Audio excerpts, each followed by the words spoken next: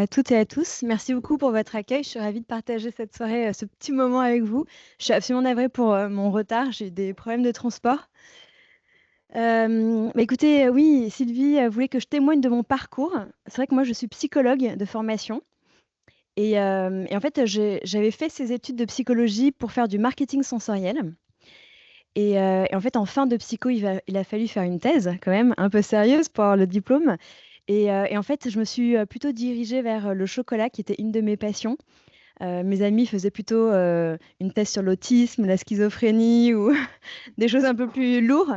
Et moi, c'est vrai que j'ai choisi le chocolat parce que je me suis posé la question s'il existait une expertise en chocolat. Et je sais que l'expertise fait partie de la psychologie cognitive. La psychologie, c'est pas que quand ça va mal. C'est aussi comprendre comment on se développe, comprendre comment le cerveau fonctionne, comment on active nos émotions, comment on les gère, comment on acquiert de la connaissance et un vocabulaire. Et tout ça me passionnait. Donc du coup, comme j'avançais dans un terrain, parce que dans le chocolat, c'est vrai qu'il y a beaucoup de chocolatiers, j'ai fait ma thèse il y a 20 ans et il y avait déjà quelques grands chocolatiers. Il y a du chocolat en supermarché depuis toujours, donc on connaît bien le produit, mais c'est vrai que on n'a pas vraiment de cours pour apprendre à le déguster ou on n'est pas vraiment initié. Et donc du coup, je me suis quand même posé la question, mais c'est qui mes experts? Qui sont mes experts? Donc je me suis dit que ce serait éventuellement des chocolatiers, des professionnels, des dégustateurs dans des clubs, des journalistes. Donc, je suis allée interroger cette population-là. Et puis, en novice, j'ai pris ma grand-mère, des amis. Et en fait, j'ai fait déguster des tablettes de chocolat, tout simplement. 8 tablettes différentes, 4 qui venaient de supermarchés et 4 qui venaient de grands chocolatiers.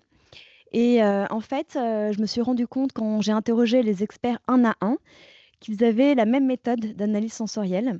À chaque fois, ils stimulaient leurs 5 sens et toujours de la même façon, avec le même ordre, on va dire. D'abord, ils regardent le chocolat, après, ils le sentent, après, ils le cassent.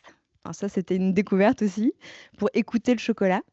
Ensuite de ça, ils le dégustent. Et c'est vrai qu'en bouche, on a vraiment tout ce qui relève de la texture. Et ensuite de ça, du goût. Et c'est vrai que les novices, souvent, ils confondaient. Quand on leur demande alors est-ce qu'il est bon? Ah oui, il est très fondant. Donc ils ont du mal à décrire en fait le goût du chocolat, ce qui va ou ce qui va pas. Donc en fait, au final, quand j'ai interrogé une trentaine d'experts et une trentaine de novices, et donc les deux grandes différences qui sont apparues, c'était un, évidemment, la méthode de dégustation, donc la stimulation des 5 sens qui n'était pas apparue chez les novices. Et la deuxième grande différence, c'était le vocabulaire. En fait, un expert, quand il déguste un carré de chocolat, il va vous parler de plantation de cacao, de fermentation, de conchage, alors qu'un novice, pas du tout. Donc en fait, euh, ça m'a intriguée parce que j'ai aussi découvert que les experts dégustaient le chocolat comme un grand vin. Et pour moi, ça a vraiment fait écho à plein de choses, à la sensorialité qui est très forte chez moi et c'est pour ça que je voulais travailler dans le marketing sensoriel. Et donc du coup, je me suis dit, mais c'est génial, j'aimerais en fait développer une expertise du chocolat, même si je vais faire un vrai métier sérieux. En tous les cas, j'ai eu la vocation qui s'est déclenchée à ce moment-là de devenir experte. Et donc, du coup, je suis partie tout de suite dans les plantations de cacao parce que j'ai compris que pour être expert et pour savoir déguster un chocolat, il fallait comprendre ce qui se passait dans la plantation étant donné que les experts en parlaient. Donc, je suis partie en voyage. Et donc là, voilà, j'étais toute jeune, 22 ans, dans la forêt tropicale. Mais ça a été vraiment une super belle expérience qui a conforté mon envie de parcourir, de développer ma curiosité pour ce secteur-là. Et donc, du coup, j'ai commencé aussi à visiter des chocolateries. Vraiment, je dirais avec le culot, dans le sens où dès que je me déplaçais, je contactais le chocolatier sur son site. Je dis voilà, je suis passionnée, j'aimerais bien vous voir. Et tout de suite, on m'accueillait, on me faisait visiter. Donc voilà, ça fait 20 ans que je visite beaucoup de chocolateries en France et partout dans le monde. Et je pars en général tous les 2 ans dans les plantations de cacao, parce que quand je pars un petit peu longtemps, donc je ne veux pas le faire souvent. En général, je pars 15 jours pour bien profiter. Et puis surtout que voilà, c'est pas à l'orée des villes, donc il faut quand même rentrer dans la, dans la forêt profonde. Donc ça prend un peu de temps pour y aller. Donc voilà, donc en fait, cette thèse a été clairement un élément déclencheur. À la sortie de cette thèse, je me souviens, une des expertes que j'avais rencontrées déjà a reconnu toutes les marques à l'aveugle. Et donc là, j'étais vraiment stupéfaite. Et je dis, mais comment t'as fait? Et elle m'a expliqué qu'en fait, chaque maison avait cette épicité. Comme elle connaissait déjà ces chocolats, elle les avait déjà dégustés, donc elle pouvait les reconnaître. Et c'est ça qui était intéressant dans l'expertise, c'est que En fait, je me suis rendu compte avec toutes ces années que l'expertise reposait sur 4 piliers. La première, c'est la stimulation sensorielle.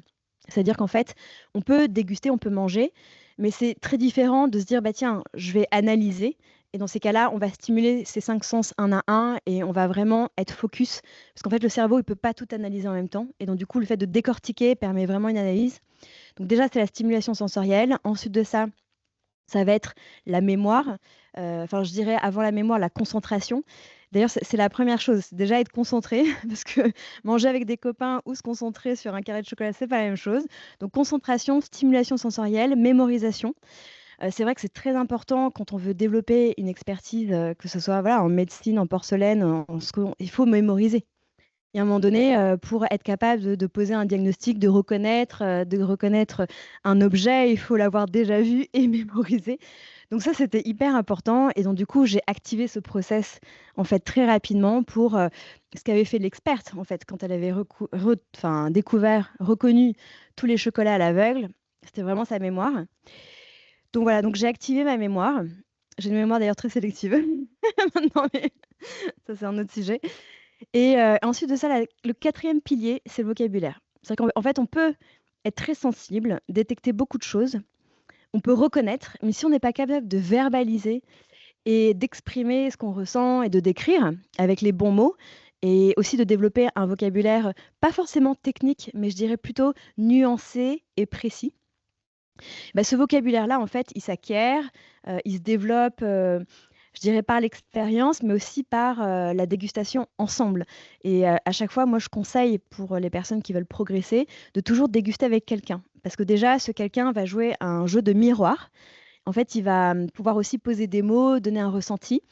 Et donc du coup, ça va être intéressant parce qu'il a peut-être pas les mêmes mots, mais peut-être qu'il veut dire la même chose. Et donc du coup, ça permet, d'apprendre, d'élargir son vocabulaire et justement d'être beaucoup plus nuancé. Moi, en dégustation, à chaque fois, je déguste avec, quand je suis en entreprise pour une dégustation ou, dans un atelier chocologie avec des gens qui ont payé pour, venir.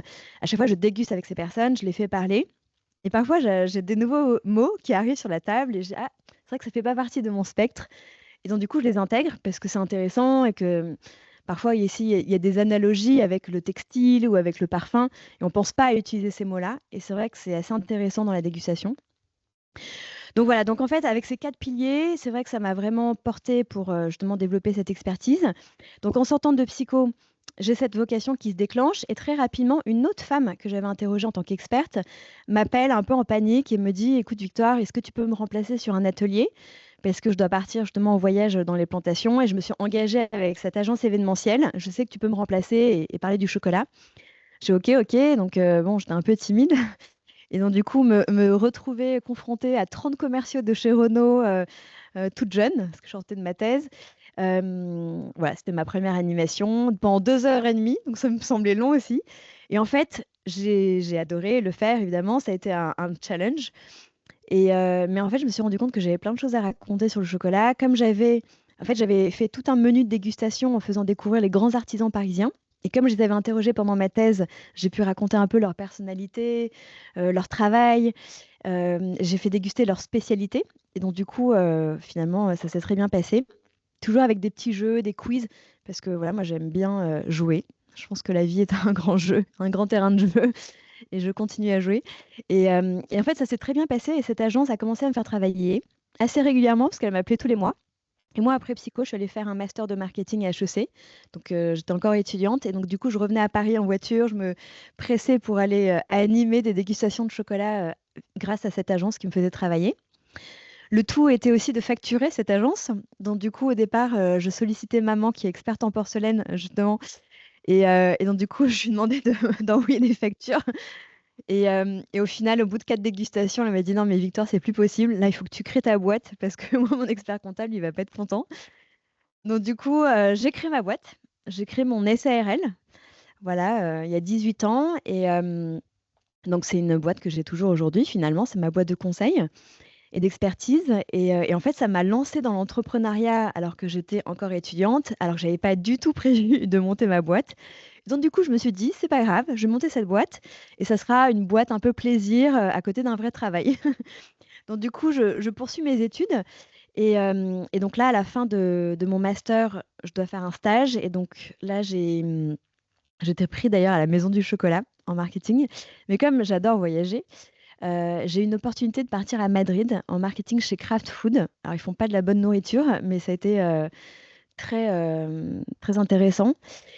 Donc voilà, me voilà parachutée à Madrid, ne sachant pas parler espagnol, j'avais fait allemand en cours. Voilà, un autre challenge. Donc du coup, j'ai pris mon assimil avant de partir pour apprendre deux trois mots. Et en fait, j'ai pris des cours une fois arrivée là-bas, intensifs. Heureusement, c'était une boîte américaine, donc les slides étaient en anglais et les mails devaient être en anglais, donc j'arrivais à m'en sortir.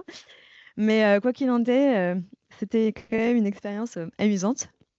Et c'était ma meilleure vie à Madrid, il faut le dire aussi. La vie nocturne est très sympa. Donc voilà, donc après ce stage, enfin surtout pendant ce stage en fait, ce qui était intéressant, c'est que évidemment j'ai fait un petit chocolat de tour, c'est ce que j'appelle faire le tour des boutiques de chocolat pour aller un peu sniffer ce qui se faisait à Madrid, les tendances, les artisans.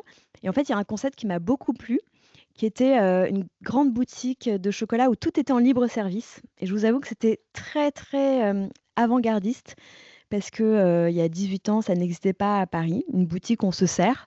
En général, il y avait quelques chocolatiers, bah, ça, c'est le supermarché. Soit ce sont des chocolatiers où il y a un comptoir, où la personne arrive avec un gant blanc. Il y a tout un cérémonial de vente qui est assez d'ailleurs impressionnant. Et là, c'était une boutique, très cool, ambiance jazzy, les vendeuses étaient en t-shirt. Enfin, franchement, j'ai trouvé que le concept était très original.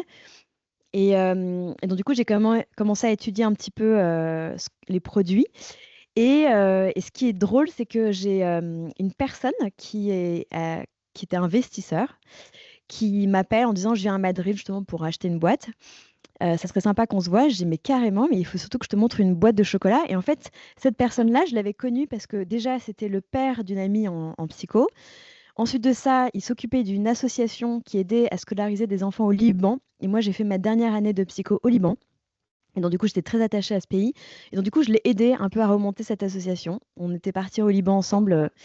Bref, donc, du coup, c'est une personne que j'aimais beaucoup. Et donc, je lui montre, je vais avec lui dans cette boutique de chocolat. Et il me dit que le concept est super intéressant. Il m'a dit, bah, tiens, on va étudier pour ouvrir une franchise à Paris. Je suis OK, pourquoi pas. Et donc, du coup, on commence, comme lui, c'est un ancien patron d'une boîte en agroalimentaire. C'était assez facile d'obtenir des rendez-vous avec lui au final. Donc, on a réussi à rencontrer les patrons de cette marque et on a commencé à travailler sur un business plan pour éventuellement adapter le concept à Paris. Et voilà, donc c'était un petit peu fou comme projet.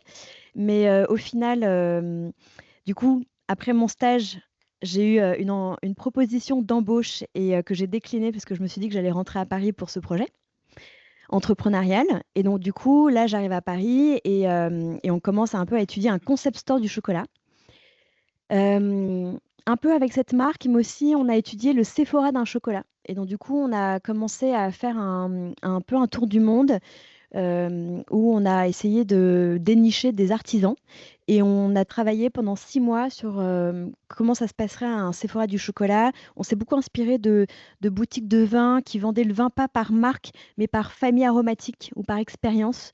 Et ça me parlait pas mal. Donc du coup, voilà, je voulais vraiment mettre dans cette boutique, en tout cas, la sensorialité en premier plan.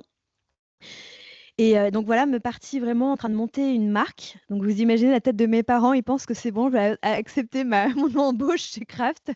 En fait, pas du tout. Je leur dis non, non, c'est pas fini, je vais monter encore un projet. Et au final, donc avec cet associé, au bout de 6 mois, on a failli prendre une boutique rue des Capucines et puis ça s'est pas fait. C'est un jour qui s'est installé. Et donc, du coup, ça nous a permis de repenser le projet. On était en décembre 2008, il y a eu une petite crise financière et donc du coup, bon, c'était quand même un peu compliqué d'emprunter beaucoup d'argent. Et donc du coup, on a trouvé un autre associé pour réfléchir à la marque et au final, on a décidé de lancer la marque sur internet. Donc c'était ma première marque à Banico, donc j'avais 2 associés et en fait, qui étaient issus en fait du milieu du chocolat. Et hem et voilà. Et en fait, ce qui s'est passé, c'est que, hem entre-temps, Pierre Hermé m'a quand même proposé de faire un stage en chocolaterie parce qu'il m'aimait bien, il a participé à ma thèse et il m'avait dit: «Mais Victoire, tu parles beaucoup du chocolat, mais je pense que ça serait important que tu comprennes comment on fabrique le chocolat». J'ai OK, donc je fais ce stage de chocolaterie où j'avais, rassurez-vous, 2 mains gauches. Et je me suis aperçue que c'était très technique et très difficile de fabriquer du chocolat, mais ça a déclenché l'envie chez moi de fabriquer, mes chocolats. J'ai trouvé que c'était vraiment très amusant et donc du coup, à mes associés, quand la crise est arrivée, je leur ai dit: «Bah, écoutez, si on lance sur internet, on peut plus faire le Sephora du chocolat comme on a fait, enfin comme on l'a pensé. Il faut qu'on soit différent et donc du coup, ce que je vous propose, c'est de créer une gamme de chocolat unique et de créer une marque unique».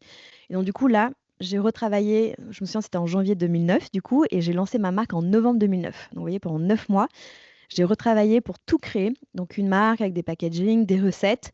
Donc c'est les recettes que vous allez déguster pour ceux qui ont la chance d'être avec moi ce soir. Vous allez pouvoir les déguster tout à l'heure. Et donc du coup, voilà, ça a été un grand travail de développement de recettes et je vous avoue que j'ai adoré parce que justement, vous allez voir le clin d'œil. J'ai adoré composer ces chocolats comme un parfumeur et donc du coup, je travaillais vraiment main dans la main avec un technicien, un chocolatier et moi, je lui parlais de la sensorialité, c'est-à-dire vraiment comment je veux mon bonbon de chocolat, le croquant, la texture, l'intensité du goût et lui l'interprétait en technique pour, me proposer des échantillons et donc du coup, j'ai pu composer vraiment les chocolats à mon goût. Donc voilà, donc je fais beaucoup de développement de produits et surtout je me suis spécialisée dans la personnalisation. C'est-à-dire qu'en fait, j'ai des coffrets que je vais, personnaliser à l'image des sociétés pour lesquelles je travaille. Donc je vais mettre leur logo, je vais imprimer les fourreaux à leur couleur et en fait, je les aide beaucoup. En fait, ce que j'aime dans la vente de chocolat, c'est pas vendre des chocolats en quantité, c'est vraiment déjà vendre des très, très bons chocolats et de donner du sens à ce cadeau. Ce que j'aime, c'est vraiment aussi l'interaction qu'on peut avoir avec le chocolat, les émotions positives, le bonheur aussi et je trouve que, ouais, c'est quand même une démarche précieuse d'offrir du chocolat à quelqu'un. Ça veut dire beaucoup de choses. Je tiens à toi, je t'aime, tu es important pour moi et donc du coup, j'aide mes clients à vraiment se mettre dans cette démarche affective, ce qui est pas forcément le cas quand vous êtes dans une entreprise, ou en tout cas face à une entreprise. Mais quand bien même, ils ont un budget marketing pour, envoyer des chocolats à leurs clients, c'est quand même pour signifier quelque chose et donc du coup, je les aide à mettre du sens et à créer un joli packaging, un message, qui va marquer les esprits et donc du coup, on va penser vraiment toute la découverte du coffret et l'envoi et que ça soit joli et cetera. Donc voilà, donc aujourd'hui, mon métier repose sur, je dirais 4 activités. Donc la première, c'est la vente de chocolat parce que ça reste quand même ma plus grande activité. Donc j'ai ma marque depuis 15 ans et j'ai une petite boutique dans le 17e et je vends sur internet, voilà. Je ne suis pas distribuée ailleurs. C'est très exclusif. Ensuite, je fais des animations en entreprise pour apprendre, alors c'est plus ludique, c'est en général à la fin d'un séminaire ou un team building pour créer du lien, pour, mettre, toutes les personnes d'une équipe autour d'une table au même niveau et déguster du chocolat, en échangeant. Donc ça devient presque un cercle de chocoholics où chacun raconte ses addictions, ce qu'ils aiment, ses meilleures adresses et cetera. Donc c'est assez drôle et ce qui est génial avec le chocolat, c'est que c'est vraiment régressif. C'est-à-dire que je pense que tout le monde aime le chocolat parce que justement en France et on parle des bienfaits du cacao et du chocolat, mais je pense qu'un des premiers bienfaits, c'est toute, la représentation sociale et psychologique qu'on s'en fait. C'est que en fait, le chocolat est présent dans nos vies depuis le plus jeune âge. Souvent, c'est pour une récompense, c'est pour féliciter. Le chocolat est présent dans les moments de fête, à Pâques et à Noël. Et au final, dès l'enfance, on charge le chocolat d'émotions très positives, de représentations très réconfortantes, parce que c'est la famille, c'est la joie, ce sont l'affection, c'est l'affection. Et donc, du coup, c'est pour ça que rien que la symbolique ou euh, l'évocation du chocolat, amène un sourire, amène, voilà des souvenirs forcément heureux. Les odeurs aussi ramènent beaucoup de souvenirs. Une odeur de chocolat, en fait, nous transcende. Donc c'est dingue le pouvoir de l'odeur sur, la réminiscence et j'adore en fait concevoir le chocolat avec cette dimension-là. Et donc du coup, ces animations, voilà, je me déplace beaucoup en entreprise. C'est vrai que j'ai un business plutôt, dédié aux entreprises aujourd'hui. Alors je vends dans la boutique, je vends sur mon site internet aux particuliers, mais je pense que globalement, je suis plutôt spécialisée entreprise. Et ma troisième activité, c'est la formation. Donc j'ai des personnes qui viennent à la boutique se former. Je donne des formations chez les chocolatiers dans le secteur de la gastronomie. Et donc du coup, je vais aider les personnes, à stimuler leur sens, donc leur apprendre l'analyse sensorielle. Mais je vais aussi former les vendeurs, les conseillers de vente, souvent au chocolat, pour qu'ils puissent parler mieux du produit devant un client, qu'en boutique, ils sachent être à l'aise. Oui, parce que les vendeurs, parfois, ils viennent d'autres secteurs, ils sont pas du tout à l'aise avec la chocolaterie. Et c'est vrai que c'est un milieu complexe, donc il faut quand même être formé. Donc je fais ça. Et j'ai créé, il y a quelques mois, mon école de chocologie. L'école de chocologie et du goût. C'est une école que je rêvais de faire au moment du Covid, parce qu'au moment du Covid, forcément, l'événementiel s'est arrêté. Et donc, du coup, pendant 3 mois, j'ai fait aucune animation. Donc, voilà, ça arrivé en mars 2020. Et en septembre, les entreprises ne s'étaient pas vues depuis 6 mois. Et en fait, j'ai eu plein de demandes en disant, écoute, Victoire, vraiment, on ne s'est pas vu. Trouve-nous une animation où on peut, enfin, voilà, une dégustation qu'on pourrait faire en visio. Et moi, j'y croyais pas du tout de déguster du chocolat à distance. Et donc, du coup, j'ai dit à mon équipe, bon, de toute façon, on n'a pas le choix, il faut dire oui, il faut répondre à ce client, il faut lui envoyer un devis, il faut facturer, donc on va trouver une solution. Donc, on a créé une box de dégustation et on a commencé à l'envoyer aux participants. Donc, on a fait tout un petit menu. Et en fait, j'ai fait mon premier rendez-vous comme ça en ligne. Et en fait, ça a très bien marché. J'ai trouvé ça génial de pouvoir finalement déguster du chocolat avec des personnes qui étaient partout en Europe, partout dans le monde. On a même livré à Miami, en Allemagne, enfin partout. Et je me suis dit, mais c'était génial. En fait, grâce au web, à la visio, la chocologie n'a plus de frontières. Donc, allons-y. Et là, ça m'a vraiment donné l'idée en disant, mais aujourd'hui, si on veut se former à la dégustation, il faut venir dans ma boutique. Ou il faut que je me déplace, il faut que je vienne à eux. Mais mon temps est compté. Donc du coup, je me suis dit, mais c'est génial, si jamais on peut faire quelque chose en ligne. Donc j'ai commencé à mûrir le projet. Et puis là, j'ai vu apparaître plein de formations en ligne pour tout, hein. On pouvait se former à la broderie, à la cuisine. Enfin, finalement, la formation en ligne est devenue très en vogue. Et donc du coup, pendant 2 ans et demi, j'ai travaillé sur cette école. Et donc, je suis partie au Pérou, j'ai un vidéaste qui m'a suivi. On a tout filmé, toute la récolte, le processus de fermentation, séchage. Après, dans la chocolaterie, transformation des fèves en chocolat. Après, j'ai une partie sur la réglementation et la définition du chocolat. Et après, j'ai une partie sur l'analyse sensorielle où là, voilà, j'étais dans ma boutique et enfin, on m'a filmé, et j'explique tout, je décortique. Et c'est une formation qui dure à peu près 10 heures.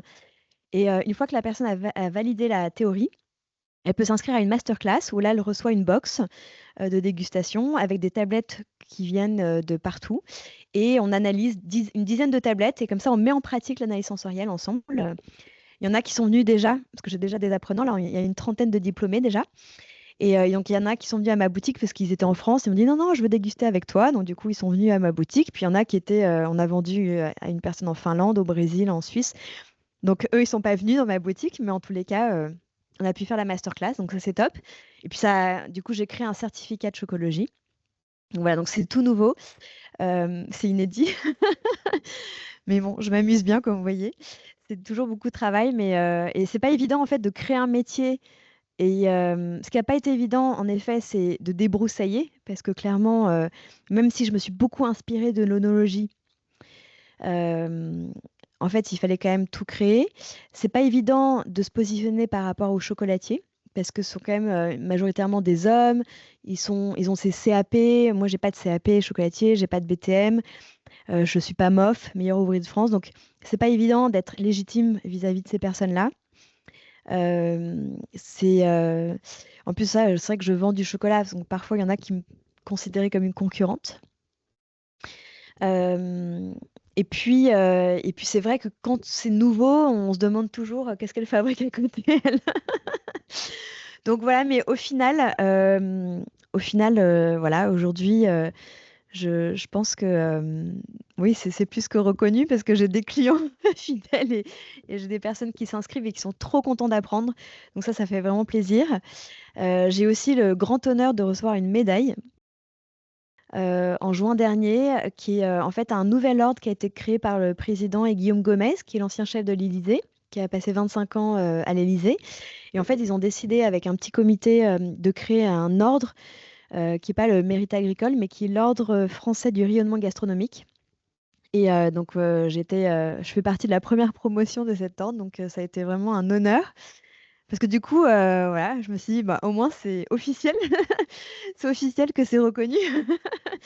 Et non, ça fait toujours plaisir, hein. C'est vrai qu'on travaille, je dirais, dans l'ombre, dans le sens où voilà, moi je suis vraiment dans ma lignée, dans mon parcours, J'ai tendance à avoir quand même une casquette où je suis ambassadrice du chocolat haut de gamme. Je l'ai toujours été. J'ai toujours beaucoup parlé des artisans, que ce soit sur les réseaux sociaux ou dans mes dégustations. À chaque fois, je les mets en avant. J'aime bien les présenter. Mais c'est vrai que, il n'y a pas beaucoup de personnes qui parlaient de mon métier et qui me présentaient aussi. Donc voilà, ça a été, je pense, une étape aussi dans ma vie professionnelle. Et donc, du coup, je vous parlais de 4 activités. La quatrième, donc après la vente de chocolat, l'animation et la formation, c'est le conseil. Et c'est vrai que j'ai toujours fait du conseil depuis toujours, enfin depuis le début de ma société, où en fait, je travaille pour des marques et je les aide à développer des recettes. Je les aide aussi à se repositionner par rapport à la concurrence, parce que le chocolat, c'est très concurrentiel. Et voilà, comme ça fait 20 ans que je travaille dans le milieu, je connais bien. Et puis, en fait, j'ai une approche, c'est ça aussi l'expertise, c'est que j'ai une approche globale. Il y a des chocolatiers, ils dégustent plus les chocolats des autres, ils dégustent que leur chocolat. Donc, en fait, ils n'ont aucune idée de ce qui se passe en supermarché, de ce qui se passe ailleurs, en Italie, en Allemagne, ailleurs dans le monde. Et en fait, grâce à mes voyages et à ma curiosité, je pense que j'ai vraiment enrichi aussi cette connaissance du marché. Et donc, du coup, j'aide des marques. Là, je travaille par exemple pour la marque de Beauvais-Gallet, je ne sais pas si vous connaissez, qui a été rachetée par un fonds, ouais, rue des Saint-Pierre, en face de la fac de médecine d'ailleurs. Et, et donc, du coup, cette marque a été rachetée par un fonds il y a 2 ans. Et en fait, ils ont mis en directrice une personne qui venait de la maroquinerie. Et en fait, on avait une amie en commun. Et donc, du coup, avant qu'elle accepte le boulot, elle m'avait appelée. Je me souviens, j'étais en train de faire ma valise pour partir en Équateur. Et je lui ai dit, écoute, je veux bien t'aider, il n'y a pas de souci si tu prends le poste. Mais tu sais, le chocolat, c'est très pragmatique, hein. Vendre du chocolat, c'est faire des sachets, mettre un œuf et le vendre à un client qui vient pour quelque chose. Donc, moi, ce que je te propose, c'est que là, on est en octobre. Tu passes 3 mois en boutique, tu fais ton Noël tel quel, et tu analyses c'est quoi cette marque, pourquoi les gens ils viennent en boutique, qu'est-ce qu'ils aiment ou ce qu'ils n'aiment pas, qu'est-ce qu'il faudrait changer, parce que c'est bien d'avoir un fond et de vouloir rénover, mais il faut déjà comprendre quel est l'ADN de la marque et qui sont les clients. Et donc du coup, je l'ai retrouvée en janvier d'après, et là vraiment, elle m'a surprise parce que forcément, elle a récupéré un vieux bureau, donc elle a tout nettoyé, tout rangé, elle est retombée dans les archives et elle a puisé dans ses archives un nombre d'informations incroyables. Et elle a pu me parler de la marque de façon tellement lucide. Et puis, elle a vraiment vu, identifié qu'elle était le client de Beauve. En fait, le client de Beauve aime les gros nœuds, aime le beau packaging, aime le côté quand même un peu ringard. C'est dans un endroit hyper beau, c'est classé. C'est l'architecte de Napoléon qui a fait cette boutique qui est vraiment majestueuse. Et donc, du coup, non, il ne fallait pas tout repeindre en blanc et, et mettre un bleu électrique, ça c'était sûr.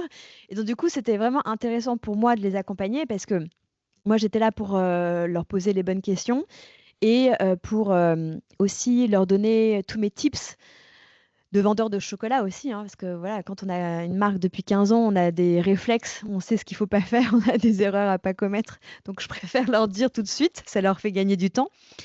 Et donc voilà, donc je les ai accompagnés sur la rénovation de cette marque, qui finalement a gardé, je trouve, encore plus son cachet, enfin en tout cas a retrouvé sa colonne vertébrale, son historique. Et maintenant, donc, ce qui était passionnant, c'est qu'on a développé des nouvelles recettes. Pour tout vous dire, les chocolats qui étaient vendus chez De Beauvais-Gallet venaient tous de chez je sais pas si vous le connaissez, Michel Cluzel. En fait, c'est un chocolatier, Michel Cluzel. Donc, c'est une grosse chocolaterie qui est à Danville, en Normandie. Et en fait, ce chocolatier donc, achète des fèves et transforme ces fèves en couverture, qui vend aussi à des professionnels. Et après, il fabrique des bonbons de chocolat. Et Michel Cluzel doit avoir, je sais pas, 5 boutiques à Paris. Et en fait, ils ont fait un catalogue où ils proposent ces chocolats aux boulangeries, à d'autres chocolatiers pour compléter leur gamme. Et De Beauvais-Gallet, en fait, parce que ça a été revendu, etc., avant qu'ils achètent, l'ancien propriétaire n'avait plus vraiment envie de faire d'efforts. Ils avaient fermé leur laboratoire parce qu'avant, ils créaient leur chocolat. Et donc, du coup, avaient pris tous ces chocolats chez Michel Cluzel, donc dans le catalogue Michel Cluzel. Et moi, je l'avais vu parce que quand je passais chez De Beauve, bon, je connais tous les catalogues parce que, un, je pioche dedans aussi parfois pour répondre à des demandes clients. Et deux, voilà, c'est mon métier parce que c'est un peu une veille que je dois faire. Et donc, à chaque fois que je rentrais chez De Beauve, j'ai OK, c'est Cluzel, il n'y a pas de nouveauté, c'est en plus pas terrible. Bon, donc du coup, c'était un peu déceptif. Et donc du coup, là, ce qu'on a fait comme travail, c'est qu'on a repris toutes les anciennes recettes qui étaient dans les archives. On a essayé de les mettre au goût du jour. Il y avait une recette de Napoléon, une recette de Marie-Antoinette, Donc du coup, voilà, par exemple, au lait d'amande, Marie-Antoinette adorait le chocolat au lait d'amande. Donc à l'époque, il n'y avait pas le lait de vache, c'était le lait d'amande qu'on utilisait. C'est hyper intéressant parce qu'aujourd'hui, on voit le lait végétal, on a l'impression que c'est une innovation incroyable, alors qu'en fait, déjà Marie-Antoinette en dégustait. Et donc du coup, on a voilà, redéveloppé des recettes. Coco Chanel était cliente, elle adorait la pâte d'amande et donc du coup, on a développé une pâte d'amande au citron, etc. Donc on a vraiment essayé de reprendre les iconiques. Et d'ailleurs, dans ce bonbon de chocolat Coco Chanel, du coup, il y a un petit bonbon, il y a un petit bouton en décor. Voilà, hyper élégant dessus. Donc on a vraiment fait des clins d'œil. Et ce qui est génial aujourd'hui, c'est que si vous allez chez De Beau et Gallet, tous les chocolats sont uniques. C'est plus le catalogue Cluzel. Et tout a été vraiment voilà, on voulait développer une gamme de chocolat à l'image de la marque. Donc voilà, ça c'est ce genre de mission que je peux faire. Là, je travaille aussi pour un fonds d'investissement qui rachète un chocolatier en province et qui veut le développer. Et donc du coup, je les aide sur voilà, qu'est-ce qui se développe et qu'est-ce qui s'exporte. Parce que voilà, une problématique de développer plusieurs boutiques et de sortir de sa région natale. Et bah, il y a des problèmes de transport, de délio, voilà, de fabrication. Donc c'est ce genre de mission que je peux faire tant que je peux aider les gens. Voilà, j'essaye d'y répondre. Voilà un peu pour la présentation de mon métier. Et alors, chocologue, comment c'est venu? Alors, vous imaginez bien que ça vient de psychologue, mais ça vient aussi d'une boutade, parce qu'en fait, une fois quand j'animais un atelier de dégustation, ça devait être en 2010, parce que j'ai déposé cette marque en 2010. Une personne se tourne vers moi en disant, mais en fait, c'est... Enfin, non, je pense que c'était en 2009, parce que j'avais pas encore lancé ma marque. Et elle me dit, mais c'est quoi votre métier? Justement, j'avais pas trop de métier, j'étais en mode projet. Et donc, du coup, je dis, bah, je sais pas, en fait, j'étais psychologue, je me suis spécialisée dans le chocolat, donc pour rigoler, je lui dis, je suis devenue chocologue. Et là, il m'a regardé en disant, mais c'est génial! J'ai dit, ah bon, c'est génial! Bon, alors, je vais déposer la marque à l'INPI, on verra bien ce que j'en ferai un jour. Et au final, j'avais mis chocolat sur ma carte de visite parce que voilà, c'est bien d'avoir un titre dans cette société, n'est-ce pas? Donc, du coup, il fallait que je puisse me présenter. Mais j'avais pensé à l'avoir en marque, surtout que ma première marque, c'était Abanico, parce que ça veut dire éventail en espagnol. Et comme j'avais eu l'idée en Espagne, voilà, et que mon nuancier, c'est comme un éventail. Ma première marque s'appelait Abanico. Après, j'ai une deuxième marque qui s'appelait L'Écarry Victoire, que j'ai toujours un petit peu aujourd'hui. Et au final, comme aujourd'hui, ma société vend beaucoup de choses, hein, vous l'avez compris, du coup, je me suis dit, bah, je vais mettre Chocologue au goût du jour. Et j'en ai fait une marque. Et maintenant, c'est vrai qu'on communique plus sur cette marque-là qui est vraiment unique et qui amuse en plus. Donc voilà, donc vous voyez, c'est pas un long fleuve tranquille, cette histoire d'entrepreneuriat. À chaque fois, il se passe quelque chose. Mais voilà, et en fait, j'ai écrit, c'était quand en 2022, ça fait déjà 2 ans, un livre sur les bienfaits du cacao et du chocolat que je vous ai apporté. Et je l'ai écrit avec un médecin nutritionniste qui s'appelle Afidalol et qui donne beaucoup de conférences dans les... merci beaucoup. Là, il y a des petits feuilles à l'intérieur. Attention, parce qu'il y a des petits feuilles. Ouais, super. Merci. Et donc, du coup, en fait, je l'ai écrit parce que bah, ça a été une commande de la maison d'édition. C'est le groupe Très Daniel, le courrier du livre, qui travaillait avec le docteur. Et en fait, ils n'avaient jamais rien écrit sur le chocolat et la gastronomie. Et ils se sont dit, bah tiens, c'est sympa, les bienfaits du cacao et du chocolat. Et donc, du coup, ce livre s'articule sur on va dire comment dire, trois parties. La première, c'est toute l'analyse sensorielle et c'est quoi un bon chocolat, la psychologie du chocolat, un peu ce que je vous racontais, euh, sur l'enfance. Et puis je fais aussi, je m'attelle à décrire c'est quoi un bon chocolat, parce que le chocolat en France, il faut savoir que c'est 5 catégories. Vous allez un petit peu être surpris peut-être, mais la première catégorie, ce sont les tablettes. Après les bonbons de chocolat, donc tout ce qui est escargot, bonbons de chocolat Lindt, etc. Les pâtes à tartiner, les poudres de cacao au petit déjeuner et les barres chocolatées. Donc tout ce qui est Kinder Bueno, Snickers, Mars. Tout ça, c'est la catégorie chocolat. Donc en fait, comme il y a une appellation qui s'est généralisée avec le mot chocolat, quand vous dites d'ailleurs à quelqu'un, mais t'aimes le chocolat, il va vous dire oui, j'aime bien les pains au chocolat de temps en temps, ou sinon oui, Kinder Bueno, bon, quand je suis dans le métro. Enfin, en fait, jamais quelqu'un pense chocolat tablette. Et donc, du coup, je redéfinis, non, le chocolat, c'est de la tablette de chocolat. Après, le reste, c'est de la confiserie. Qu'on se mette d'accord sur les bons termes. Et donc, le chocolat, non, ne fait pas grossir. La confiserie, oui, fait grossir. Voilà. Comme ça met tout le monde d'accord aussi. Et après, on a des recettes. Enfin, donc, il y a quelques-unes de mes recettes, comme par exemple ce poulet cacao, tous les mayas. Et après, j'ai fait appel à des amis chefs pâtissiers pour qu'ils me livrent une recette. Donc ça a été trop sympa parce que ça a été un peu un colloque d'amis, de pâtissiers qui donnaient des recettes. Et après, la partie qui pourrait vous intéresser en tant que professionnel, c'est toute l'abécédaire sur les bienfaits. Donc de A à Z, comment le cacao agit sur le corps. Et là, ce qui est dingue, c'est que le cacao agit de la tête aux pieds. Vraiment sans jeu de mots. Parce que déjà, au niveau du cerveau, il stimule énormément. On dit que ça stimule l'éveil, la mémoire. Voilà, quand on travaille tard, ça sert à rien de prendre un café, de boire un café. On peut croquer quelques carrés, ça nous maintient. Ça permet aussi la concentration. Ça permet aussi une relaxation parce qu'en fait, je pense qu'on dit vasodilatateur. Hein. Et donc, du coup, ça permet une meilleure circulation sanguine. Et donc voilà, c'est très bon avant le sport et après le sport pour la récupération sportive, mais là, ça agit sur les muscles. Donc voilà, en fait, c'est très amusant. On a fait tout un... En fait, comment on a fait cette revue scientifique finalement?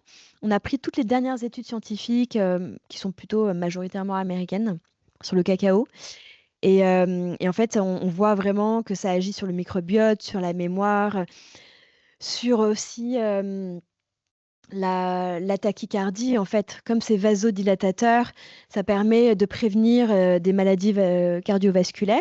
Et on s'est rendu compte aussi que ça a stimulé le bon cholestérol. Donc ça, c'est assez intéressant.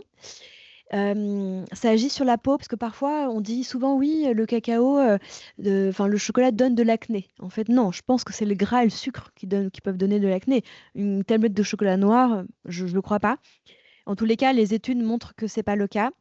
Après, il y a eu toujours un grand, je dirais, c'est quoi, une légende, comme quoi le chocolat était aphrodisiaque. Je ne sais pas si vous, c'est quelque chose que vous véhiculez ou, ou dont vous avez entendu parler.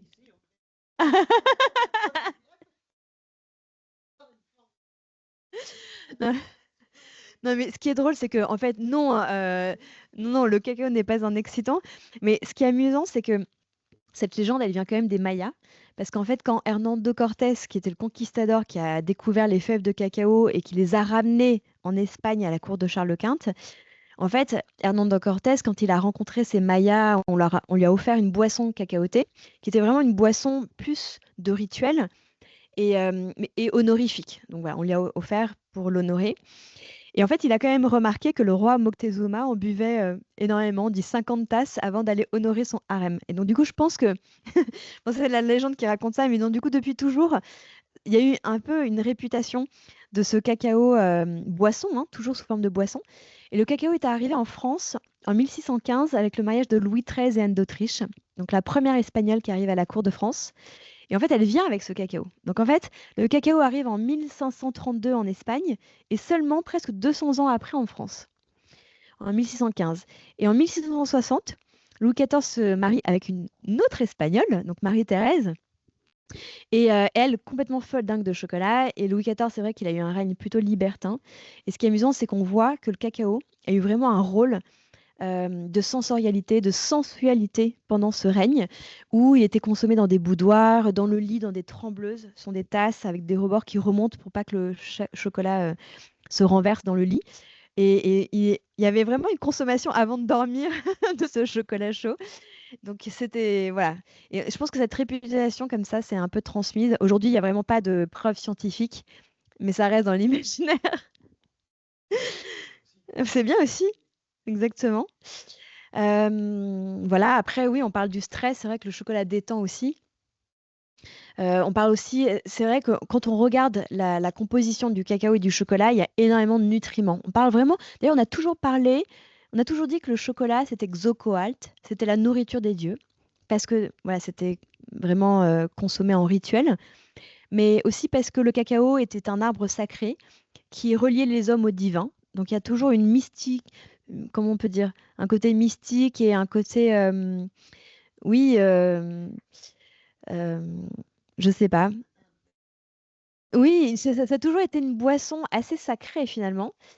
Et cette boisson est arrivée du coup en France, a été consommée jusqu'en 1850, massivement et uniquement parce qu'en fait, pourquoi je vous parle de 1850? Parce que c'est l'ère industrielle où les premières machines sont arrivées et on a commencé à fabriquer le chocolat en tablette.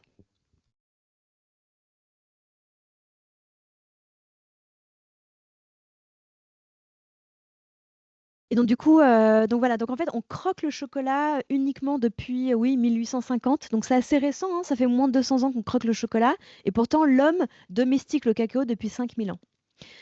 C'est un peu comme le vin, hein. Le vin aussi fait partie de la civilisation depuis, on va dire quoi, 2000 ans. Peut-être ça a apparu quoi, en 100. Je crois que c'est juste après, ou, ou 100 moins. Oui, je crois que c'est juste avant, c'est en 900 avant Jésus-Christ, mais bon voilà, c'est peut-être 3000 ans qu'on a le vin. Bon, ça fait 5000 ans que l'homme domestique le cacao. Donc, malgré cette antériorité, on n'a pas du tout la même expérience avec le produit. Le vin, on le boit vraiment depuis 2000 ans, alors que le chocolat, voilà, on le croque depuis 200 ans, donc ça n'a rien à voir.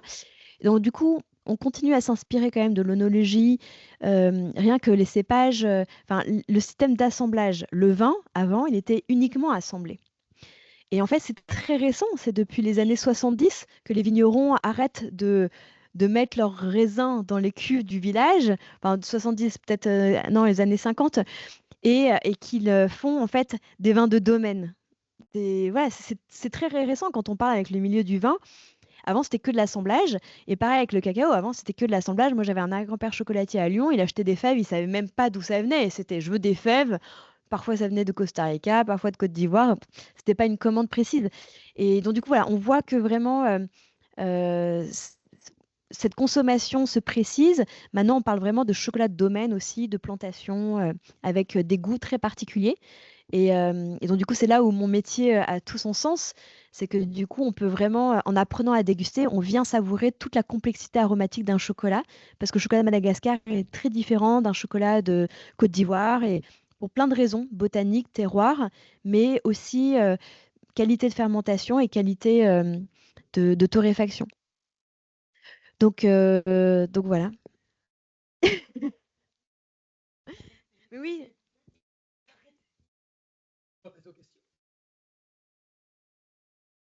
merci. Bah, merci beaucoup. On ne vous entend pas très bien. On ne vous entend pas très bien. Ah, vous m'avez pas entendu là? Heu, non, la fin, je n'ai pas vraiment entendu. En particulier, j'aimerais connaître le nom de votre livre, s'il vous plaît. Ah, très bien. Ça s'appelle Chocolat du plaisir à la santé. Merci.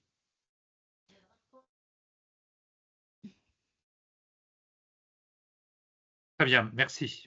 Merci. Bah, merci à vous en tous les cas.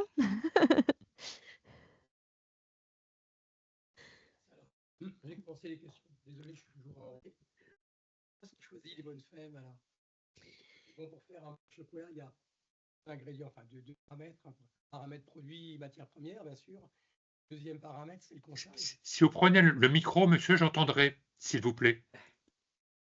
Oui, surtout que je suis Merci. en haut et c'est encore plus compliqué. Donc, deux paramètres importants. Donc, tout d'abord, les matières premières, donc les fèves de cacao, comment est-ce que vous les choisissez? Et puis ensuite, un des paramètres du procédé qui est le conchage, qui est en fait le malaxage du chocolat. Plus il est malaxé, meilleure en est la qualité, je crois. Donc, vous pouvez nous dire un petit peu quelques aspects sur ce point de vue, notamment sur le choix des fèves.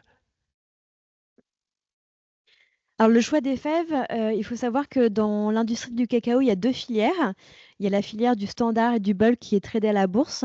Donc bourse de Londres pour, tout ce qui est Afrique et bourse de New York pour tout ce qui est cacao d'Amérique latine. Et en fait, le plus gros du marché, c'est vraiment le cacao standard, acheté par les industriels. Et en fait, il faut vraiment prendre conscience que 80 de ce cacao standard, il n'est pas destiné à faire du chocolat aromatique, il est destiné à faire de la poudre de cacao et du beurre de cacao. Ce sont les denrées les plus vendues, le beurre de cacao notamment pour l'industrie pharmaceutique, pour les glosses, les rouges à lèvres, les suppositoires. Donc, ils en utilisent énormément.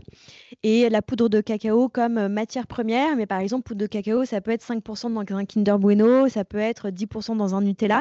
On goûte pas le chocolat, mais ça fait partie de la composition d'un produit. Donc, on va pas du tout venir l'acheter pour ses qualités aromatiques.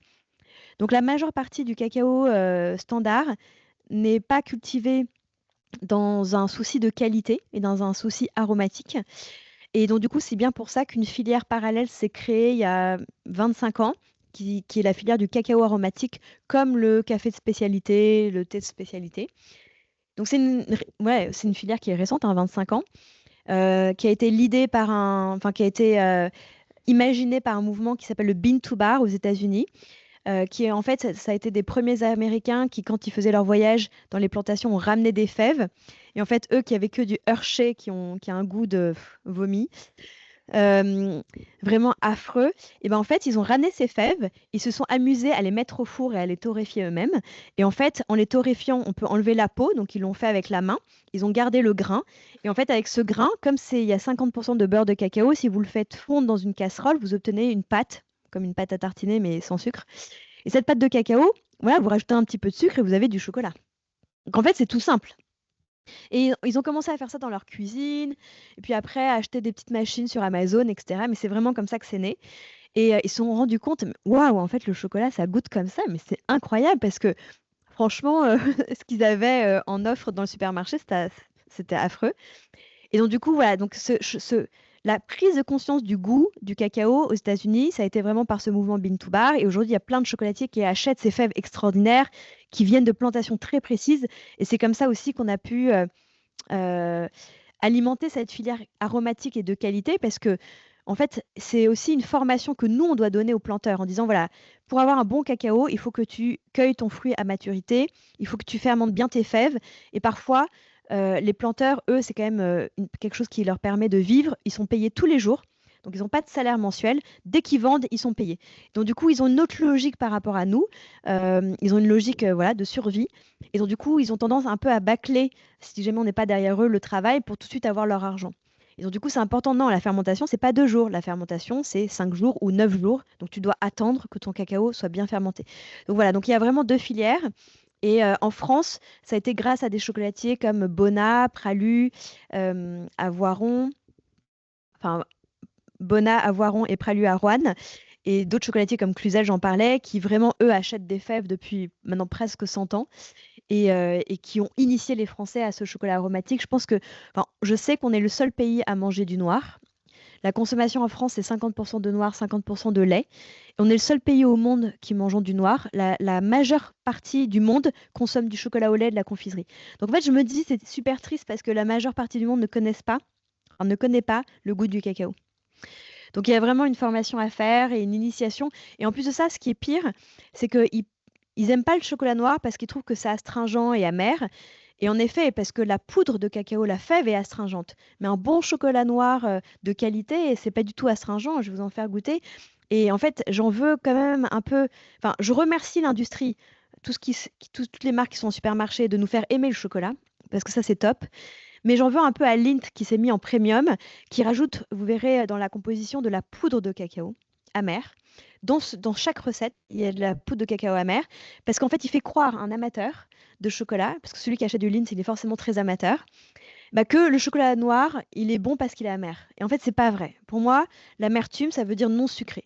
La roquette est amère, l'endive est amère, un pamplemousse est amer, une fève de cacao est amère, mais le chocolat, il est plus amer puisqu'il y a du sucre. Dans 70% une tablette 70%, il y a 30% de sucre. Ce n'est plus amer. Donc si j'ai encore de l'amertume ou de l'âpreté, c'est que c'est un mauvais chocolat. Donc du coup, j'essaie de redonner ces définitions. Mais bon, je suis face à une industrie quand même très lourde. Mais en tous les cas, voilà, via les ateliers, etc. En tout cas, j'encourage les personnes à aller manger du chocolat aromatique, du bon cacao. J'ai plein d'adresses, donc si vous voulez, je pourrais vous les transmettre. Vous aviez une autre question, monsieur? Non, mais Je vous ai merci. vu lever la main à un moment donné. Non. Non, c'était très intéressant. Avec plaisir. Il faut pas me lancer, hein, moi je vous dis tout de suite. Alors, comme pour le vin, où on est capable de dire d'où vient le cépage, est-ce que pour le chocolat, on est capable de dire, tiens, telle fève, elles viennent de Côte d'Ivoire, par exemple? Alors non, moi je déguste du chocolat à l'aveugle, je peux pas vous dire le pays parce que en fait au sein d'un même pays, et il y a des marques qui le montrent comme Marou. Marou, c'est 2 Français aventuriers qui sont au Vietnam et ils proposent 10, 15 tablettes différentes et ils s'amusent à révéler des terroirs au Vietnam. Et toutes les tablettes ont des goûts différents. Donc, voilà, au Pérou, pareil, au Pérou, selon les régions, il y a des régions où à Piura, on sera beaucoup plus sur la noisette, la céréale, etc. San Martin, on est beaucoup plus sur le fruit. Au sud, on est beaucoup plus sur le côté végétal, mentholé. Donc, selon les terroirs, on a vraiment des arômes différents. Cependant, si jamais je goûte un chocolat qui est fruité, je vais penser à l'Amérique latine, donc notamment Pérou et Colombie. Je vais penser aussi à Madagascar. Si jamais je goûte un chocolat qui est très terreux avec des notes d'olive noire, des notes un petit peu iodées, je vais penser à Sao Tomé parce qu'en fait, ils ont une variété unique là-bas qui s'appelle le Forastero Amelonado, qui a des typicités justement. En fait, le terroir qui est vraiment le sol, le pays, donc le contexte plus la variété botanique va nous donner une typicité. Et là, je sais qu'elle est unique. C'est comme la variété nationale en Équateur. C'est seulement là que cet arbre-là pousse. Et c'est un cacao qui a des notes fleuries, des notes très végétales. Donc si je goûte un chocolat qui a ces notes-là, je vais penser à l'Équateur. Mais voilà, je vais donner une proposition qui pourrait être vraie, mais on pourrait me dire, bah non, en fait, c'est un cacao qui est végétal, mais qui vient de, je sais pas moi, Costa Rica, quoi. Donc, on peut pas, c'est pas du tout comme le vin. Et en plus de ça, la complexité, c'est que une plantation de cacao naturelle, je veux dire, qui pousse dans la forêt tropicale. En fait, il n'y a pas une variété unique dans la forêt tropicale. Il y a plein de variétés. On compte à peu près 1500 variétés, vous voyez, donc de cacao différents. Donc, c'est vraiment énorme. Donc, dans une plantation, on a entre 10 et 30 variétés sur une plantation de 5 hectares. Donc, déjà, on a un mélange de fèves différentes. Donc, voilà, le goût qu'on va avoir de cette plantation est déjà le mélange de toutes ces fèves. Euh, donc, après, il y a des champs de cacaoyers qui ont été poussés, enfin, qui ont été plantés massivement en Côte d'Ivoire pour créer un vrai business, hein. D'ailleurs, la Côte d'Ivoire est arrivée aujourd'hui premier producteur mondial, avec 40% de la production mondiale. Le Ghana, c'est 20%. Et il y a l'Équateur qui suit juste derrière, troisième pays. Et l'Afrique représente 73% de la production mondiale. Et ce qui est incroyable, c'est que le cacao est arrivé en Afrique en 1821. C'est-à-dire qu'avant cette date, il n'y avait pas 1 gramme de cacao en Afrique, ça n'existait pas. Et en fait, ça a été importé par les Hollandais et les Portugais, qui, eux, faisaient tout le trade des esclaves. Et en fait, ils se sont aperçus qu'il y avait beaucoup de mortalité sur les bateaux, à peu près 12%, et ça posait énormément de problèmes sanitaires après pour les hommes qui arrivaient sur place. Et donc, du coup, ils ont décidé d'importer les denrées. Et c'est là où le cacao est arrivé, la pomme de terre, le maïs, etc. Et en fait, quand le cacao est arrivé, du coup, en 1821 à Sao Tomé par les Portugais et après en 1830 au Cameroun, ça arrivait avec une logique de culture. C'est-à-dire qu'en fait, ces gens ne connaissaient pas le cacao, n'avaient pas d'affect pour le produit. Quand je vous disais que c'était domestiqué par l'homme depuis 5000 ans, c'est en Amérique latine. Donc en fait, c'est pas du tout les mêmes cultures. En Amérique latine, c'est amore del cacao. Enfin, c'est vraiment toute leur vie. Ils en boivent depuis qu'ils sont petits. Ils en boivent tous les matins. La grand-mère cuisinait du cacao, les mollets. Enfin, il y a une vraie culture autour du produit. Ils le cuisinent, ils le mangent, ils l'aiment. En Afrique, c'est juste un produit qu'ils ne connaissent pas, toujours aujourd'hui, qui ne consomment pas, toujours aujourd'hui, et qui est juste comme des dollars dans les yeux de quelqu'un. Et donc, du coup, c'est vraiment que pour du business. Et, euh, et en plus de ça, les industriels ont mis la main mise parce qu'ils ont aussi participé au développement du cacao dans ces pays-là. Et donc, du coup, un peu de mèche avec les gouvernements, tout est très contrôlé et voilà, pour le mass market. Donc, non, je ne peux pas reconnaître un chocolat à l'aveugle.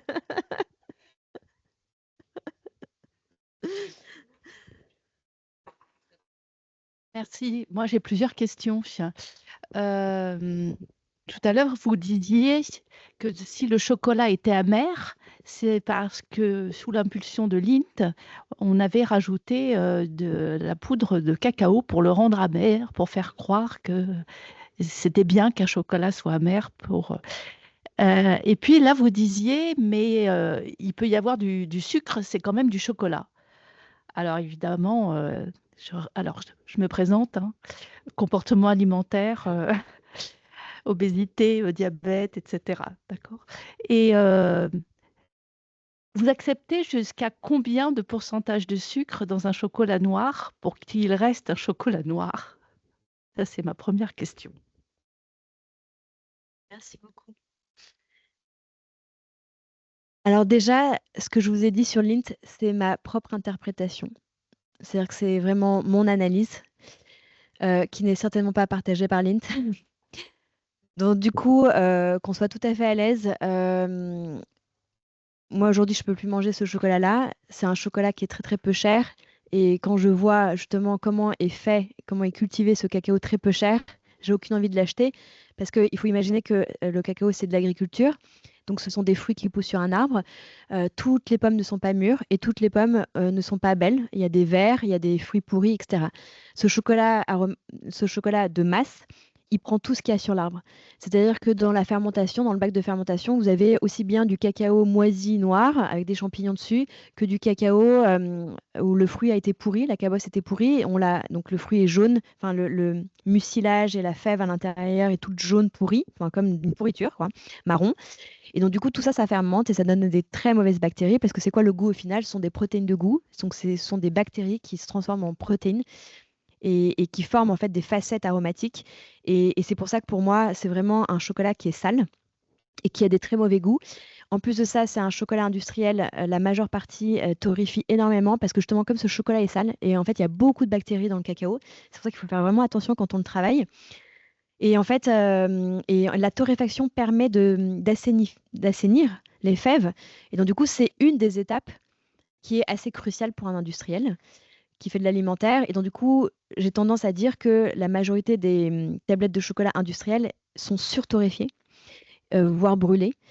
Et donc, du coup, c'est pour ça qu'il y a ces notes aussi amères. C'est que ça vient sûrement du fait qu'ils rajoutent de la poudre de cacao, parce que c'est dans leur composition. C'est pas moi qui l'ai inventé, je le lis. Donc, j'imagine qu'ils ne mentent pas, mais c'est surtout parce qu'ils surtorréfient. Et donc, il y a des notes de brûlé. Et moi, je sens toujours le cramer dans ces chocolats-là. Et ça me dérange énormément. Parce qu'en fait, le chocolat, comme je vous disais, ne peut pas être amer, parce que pour moi, quelque chose d'amer, c'est quelque chose qui n'est pas sucré. Mais je crois que c'est la définition de l'amertume, c'est une saveur. Et donc, du coup, et en plus de ça, c'est une saveur qui est compliquée pour l'homme, parce que c'est une saveur dont on a une aversion naturelle, parce qu'il y a beaucoup de poisons dans la nature qui étaient amers, et donc du coup, l'homme a appris depuis toujours à se méfier de ces aliments-là. Bon, vous le savez très bien, parce que vous êtes professeur. Et donc, du coup, voilà, c'est vrai que l'apprentissage de l'amertume, dans le chocolat notamment, c'est vrai que moi, je me bats pour faire découvrir le bon chocolat, pour que ce soit dissocié de la sensation amère, et que les personnes qui disent non, moi, je mange pas de chocolat, c'est trop amer, se disent non, en fait, j'ai goûté un bon chocolat aromatique avec des notes de fruits, c'était incroyable, en fait, j'aime le chocolat noir. Après, le chocolat noir, c'est quoi? La réglementation veut qu'il y ait au moins 35%. Ouais. En fait, non, non, non, non. De 35% de cacao dans un chocolat noir, mais en général, en supermarché, euh, vous verrez plutôt des chocolats noirs à partir de 45% de cacao. Donc, en fait, quand il y a 45% de cacao, je crois d'ailleurs, c'est plutôt 45%, c'est plutôt 30% le lait, pardon, je me suis confondue. En fait, le chocolat noir dans la réglementation, c'est 45, ça veut dire quand même 55% de sucre. Donc, du coup, mais la réglementation dit que si jamais vous mettez dans la casserole 45% de fèves et 55% de sucre, vous pouvez l'appeler chocolat noir. Ce qui est quand même incroyable. Et ce qui est dingue, c'est qu'en fait, il y a tout un marketing aussi qui se fait sur ces définitions-là. Et c'est pour ça que je redonne des définitions dans mon livre.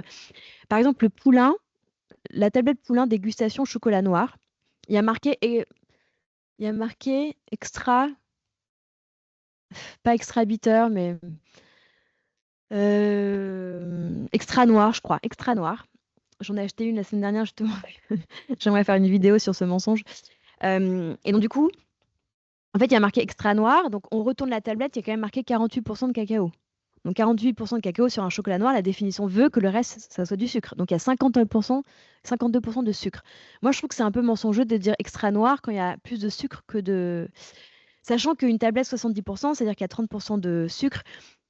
Après, moi, ce que je conseille, c'est une tablette entre 60, 65, on va dire 65 et 75. Parce que je trouve que dans ce créneau-là, c'est là où on a le plus d'aromatique. Parce que le sucre reste en fait un exhausteur de goût. Et en fait, dans les chocolats où il y a moins de sucre, je suis toujours un petit peu gênée parce que j'ai l'impression que les arômes sont étouffés, j'ai que le goût du cacao et je n'ai pas la mélodie aromatique qui se développe. Et ça, on le voit très bien quand on prend des fèves. Quand on est chocolatier, en fait, on fait des recettes. Donc, on va prendre nos fèves, on va les mettre dans une casserole, on fait notre pâte de cacao, on va rajouter 10% de sucre. On a un 90%. Et là, on va goûter. Ah oui, je vois qu'il y a déjà des développements, c'est intéressant, je vais encore rajouter un peu de sucre. Et c'est pour ça que chez les chocolatiers, vous avez des pourcentages comme 73, 82, 87. Et pourquoi c'est pas rond? Bah, c'était pas rond parce qu'il a fait une recette. En fait, il a réfléchi, il a goûté, il s'est dit que voilà, en rajoutant 33% de sucre, il arrivait à son paroxysme du goût, que ce développement aromatique lui plaisait et qu'il a envie d'offrir ça. Donc en fait, c'est ça faire une recette de cacao. Le pourcentage, c'est juste une recette. Donc moi, ce qui me gêne, c'est de stigmatiser euh, ouais, les pourcentages en disant voilà, soit c'est 60, soit c'est 70, soit c'est 80, 90, 100. Voilà. Enfin, non, en tout cas en chocolaterie, c'est pas comme ça qu'on conçoit une recette de chocolat. Ça, c'est du marketing. Merci pour le début de cette réponse. Alors moi, je consomme 85 à 100% chocolat. En ce moment, il y a une tablette de Lindt qu'une collègue m'a offerte à 99%. Et moi, je perçois bien les arômes. Je trouve que ça remplit le palais. Il est trop collant. Il me colle au palais, ça c'est son défaut. Et sinon, je consomme très souvent du 100%. Et j'ai plusieurs collègues qui consomment que du 100%. Quand vous faites déguster le chocolat, est-ce que vous demandez à vos dégustateurs s'ils savent s'ils font partie des hypersensibles à l'amertume? Parce qu'il y a dans la population mondiale, il y a des gens qui sont hypersensibles à l'amertume. Donc évidemment, ces gens-là, d'une façon générale, ils rajoutent du sucre, même dans le café. Ils ne peuvent pas boire du café sans ajouter de sucre. Donc, si moi j'étais hypersensible à l'amertume, évidemment, je ne pourrais pas manger, je pense, le chocolat 100%. Mais je ne suis pas hypersensible à l'amertume. Donc, moi, j'avoue que je n'éprouve pas la nécessité d'acheter du chocolat avec du sucre pour ressentir les arômes du chocolat, j'avoue. Et sinon, ma question physiologique, c'était quand vous faites déguster le chocolat à vos experts ou à la population générale, est-ce que vous faites attention à leur état de faim? À savoir, est-ce que c'est à l'heure d'un repas, à l'heure où on a faim, et où normalement les sens sont en éveil et meilleurs, les sens du goût, les sens de l'odorat, ou est-ce que vous le faites un peu n'importe quand, voire par exemple à la fin d'un repas, puisque souvent on déguste son petit carré de chocolat à la fin d'un repas?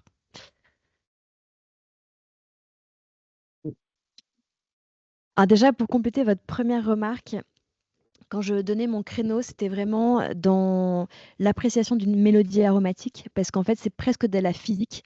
Le cacao a vraiment besoin de sucre pour développer des arômes comme les arômes de fruits, de fleurs, etc. Et ça, je l'ai expérimenté plein de fois parce que c'est vrai que personnellement, je goûte tous les chocolats. Et je pense qu'il faut vraiment avoir soit une éducation, soit avoir apprivoisé l'amertume pour pouvoir déguster du 80 ou du 100% de façon exclusive. Parce que c'est vrai que c'est rare les personnes qui le font. En général, les personnes qui le font, c'est pour des questions de santé. Elles ne peuvent pas prendre du sucre. Quand j'ai fait mon diabète de grossesse, j'avais le droit à du chocolat et des fraises. Et j'ai toujours mangé que du chocolat 70%. Enfin, 70%, je prenais mes chocolats que j'aimais bien, dans ma fourchette que j'aimais bien. Et j'ai jamais eu de pic de glucose à la fin de mes repas. Je sais que ça passe. Donc du coup, j'ai envie de... En fait, moi, j'ai une démarche par rapport à un médecin qui est assez différente parce que, et même ça a été un peu le débat dans ce livre, c'est que le médecin, lui, il va avoir sa théorie sur... il va regarder le sucre, évidemment, et il va regarder les calories. Et moi, en fait, je pars du principe que je préfère en manger peu, mais du très très bon. Et donc, je préfère manger du sucré, enfin du chocolat sucré, 70 sucre. Voilà, on s'entend, hein, c'est pas de la confiserie, maintenant que vous connaissez mes définitions. Oui, je préfère manger du chocolat avec du 70% de sucre, 75% de sucre ou 20% de sucre, hein. Il y a des 80%. C'est dommage, je l'avais dans mon sac, je l'ai enlevé avant de partir, mais j'avais une petite couverture que je suis en train d'essayer qui a des notes de cerise et en 80%, on sent le fruit, mais c'est vrai qu'en 70, il explose plus. Donc en fait, c'est plus une remarque presque mathématique, comme je vous disais, de cet effet du goût. Mais on a quand même des arômes qui sont très différents quand il y a moins de sucre, et notamment quand je goûte aussi des couvertures, enfin des pâtes à 100%. Il y a autre chose aussi qu'on va aller chercher. C'est comme des primeurs pour moi. Donc, on va pas du tout regarder les mêmes arômes, etc. Mais c'est vrai que voilà, moi, je vous invite quand même à déguster du bon 100%. Je vous ferai un petit paquet spécial pour vous. Et, ouais. Et après, votre deuxième question, c'était? Ah oui, exact. Oui, oui. Le moment, vous avez raison. Le meilleur moment pour déguster le chocolat, c'est vraiment à 11 heures. Mais d'ailleurs, c'est au moment où moi, je fais toutes mes analyses sensorielles. C'est vraiment... Ou sinon, j'ai pas petit-déj et je le fais à 9h, 10h. Mais c'est vrai que toujours à jeun, entre guillemets, parce que les papilles sont vraiment en alerte. Voilà. Et après, sinon, c'est en fin de journée, quand on commence à avoir un petit creux vers 18h, 19h, là aussi, c'est idéal. Donc, vous avez tout à fait raison. Il y a des moments où on est beaucoup plus perceptif, sensible. Peut-être que du coup, quand vous faites les animations en entreprise, c'est plus difficile de faire coïncider les horaires de test avec les petits jeux. Vous avez raison. J'essaie quand même d'imposer mes horaires. Non, mais sinon, je m'adapte et après, je fais toujours la part des choses entre une analyse un peu sérieuse, une formation, et quand je vais en entreprise, c'est quand même du fun, même si voilà, je leur explique les bons conseils, les bonnes pratiques. J'essaie d'arriver quand même avec une approche pédagogique plus que stricte. Il faut que ça reste du fun. Juste un mot, pardon, j'ai entendu médecin, calories, hygiène. Attention, les calories font pas grossir. C'est pas les calories qui font grossir. C'est l'excès entre entrée et sortie. Ensuite, le sucre apporte moins de calories que la graisse, et plus il y a de sucre, moins il y a de graisse. Donc finalement, plus un chocolat est sucré, et moins il est calorique. Mais oui, mais non, bien sûr. Mais bien sûr, donc en fait, si dans l'idée de perdre du poids, on mange des choses qui sont moins sucrées, c'est une erreur. Déjà, c'est une erreur de... Voilà. Bref, ça, on le met de côté. Il y avait d'ailleurs une anecdote très rigolote d'un ami, du temps où il était externe dans un grand service d'urologie dont le patron a été également ministre. Vous saurez qui c'est? Non? Bon. Paix à son âme, Debré, non pas le père, mais le fils. Et donc, il avait apporté je ne sais quel produit d'Extrême-Orient où il y avait écrit très peu sucré. Et il y avait en effet un pourcentage de sucre assez bas. Et en fait, si, c'était de la pâte de sésame. Je me souviens, ça venait du Liban. Cette pâte de sésame sucrée qui s'appelle le halwa ou un truc comme ça. Et en fait, c'est très gras parce que le sésame est très gras. Et donc, le professeur Debré, urologue, s'est jeté dessus en disant très peu de sucre, très bien, je suis au régime. Et après, il a regardé les calories. Il a dit, mais c'est horriblement calorique. Oui, c'était à 700 calories.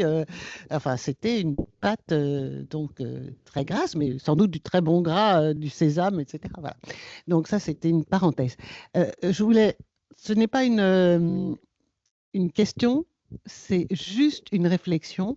Nous sommes ici dans le lieu où les calories, la notion de calories a été découverte, la table de composition des aliments aussi, et c'est aussi le lieu où la profession de diététicien a été créée. Donc, qu'une chocologue qui a créé cette profession de chocologie vienne parler à la SSHA, où la première école de diététique a été créée, somme toute, on continue à être dans l'innovation. Voilà, c'était juste ce point-là. Pardon, Bernard. Oui, bonjour, je voulais juste poser une question concernant l'entraînement pour distinguer les notes aromatiques et aussi pour les nommer. Et je pense à des ouvrages que vous connaissez sans doute, qui sont par exemple Le nez du vin des épices et des aromates. Est-ce qu'il y a des outils analogues qui ont été développés pour le chocolat?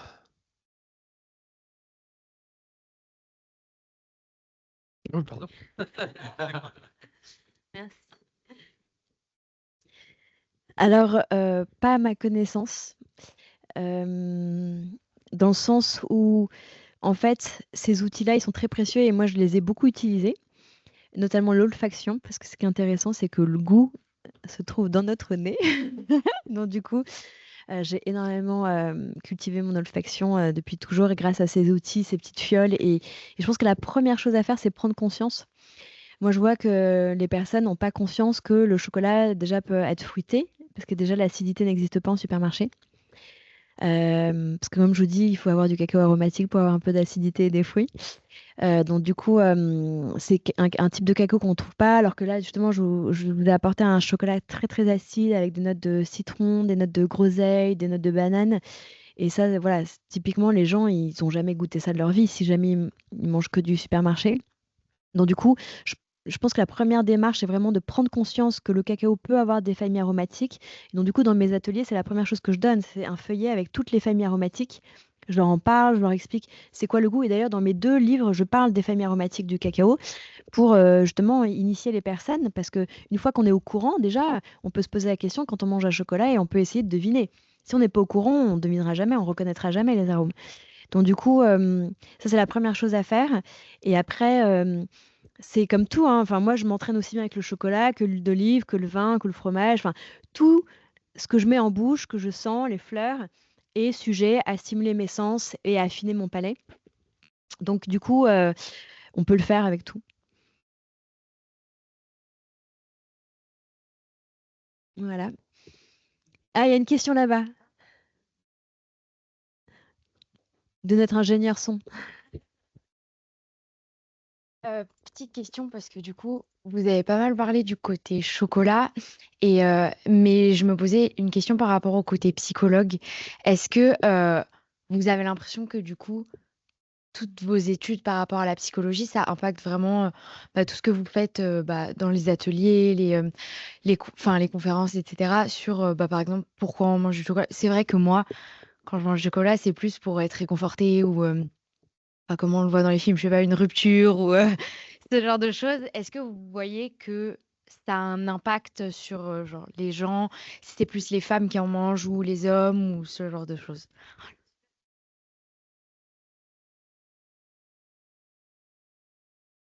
Je pense que le fait d'avoir fait des études de psychologie m'a façonnée de façon irrémédiable. C'est-à-dire que, en fait, ça m'a façonnée en tant qu'être. Voilà, jeune fille, femme, maman. J'ai eu des études tellement passionnantes. J'ai découvert la vie, j'ai découvert d'où je venais, j'ai compris tous les systèmes d'éducation, de surmoi, de moi. J'ai essayé de me dépatouiller de tout ça et de survivre. Et en fait, non, déjà, ça m'a permis de pas mal enfin, j'allais dire, de cheminer personnellement.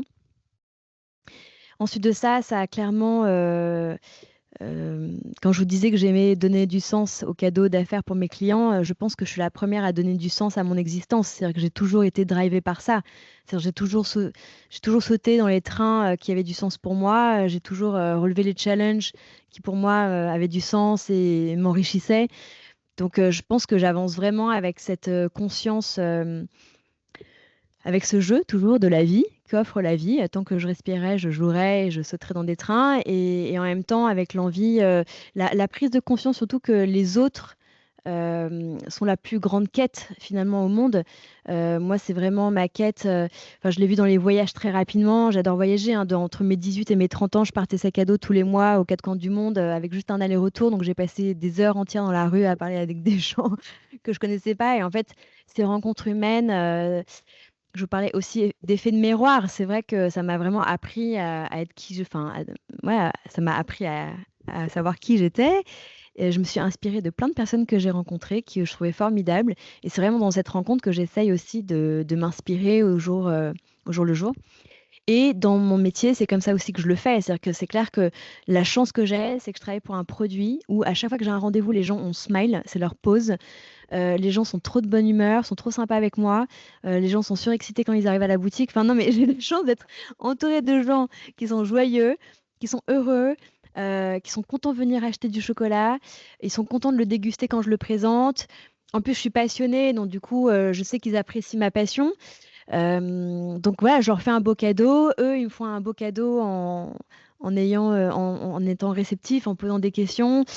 Donc voilà, j'ai vraiment trop de chance, ouais, de faire ce métier, en tout cas en pleine conscience de tout ça. Et je vois aussi que, donc, au-delà du bienfait du chocolat, j'en ai un peu parlé, donc les gens sont contents d'en manger.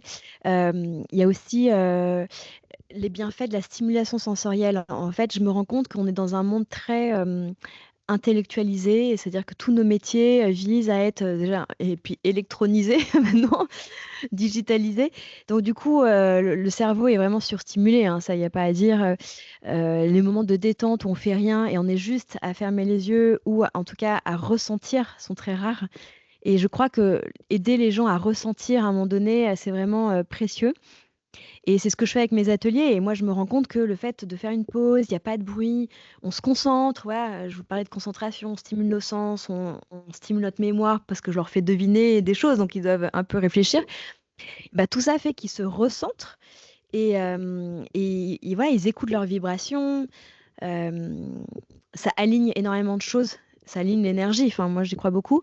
Et donc, du coup, je vois vraiment un bien-être physique et même psychologique, parce que parfois, je le sens qu'ils ressortent des ateliers en disant: Oh là là, je suis hyper fière de moi, je pensais pas que j'allais deviner le goût du chocolat, ou je pensais que j'étais nulle. Et en fait, ouais, ils se sentent même valorisés, et je trouve que c'est trop joli. Enfin, voilà, je suis hyper heureuse. Et ça s'entend, et moi, du coup, j'associe, parce que je suis un peu psy aussi, sur une chose, c'est que finalement, ce que tu fais avec le chocolat, c'est ce qu'on appellerait aussi de la pleine conscience, hein. Clairement, c'est la démarche de pleine conscience, mis à part que finalement,